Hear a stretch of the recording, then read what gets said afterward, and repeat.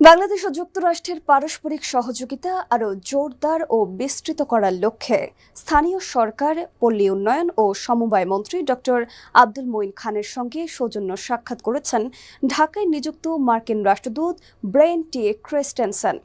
সোমবার সকালে সচিবালয়ে মন্ত্রীর কার্যালয়ে অনুষ্ঠিত বৈঠকে দুই দেশের অংশীদারিত্ব এবং স্থানীয় সরকার ও উন্নয়ন খাতে সহযোগিতার বিভিন্ন সম্ভাবনা নিয়ে আলোচনা হয়। বৈঠকে পানি ব্যবস্থাপনা, বর্জ্য ব্যবস্থাপনা, নবায়নযোগ্য জ্বালানি এবং কৃষি কোল্ড স্টোরেজ সহ বিভিন্ন ক্ষেত্রে যুক্তরাষ্ট্রের অভিজ্ঞতা ও প্রযুক্তিগত জ্ঞান কাজে লাগানোর বিষয়ে আগ্রহ প্রকাশ করেন স্থানীয় সরকার মন্ত্রী। মন্ত্রী বলেন, সরকার জনগণের ক্ষমতায় বিশ্বাস করে এবং দেশের অর্থনৈতিক সমৃদ্ধিকে বিশেষ গুরুত্ব দিয়ে কাজ করছে।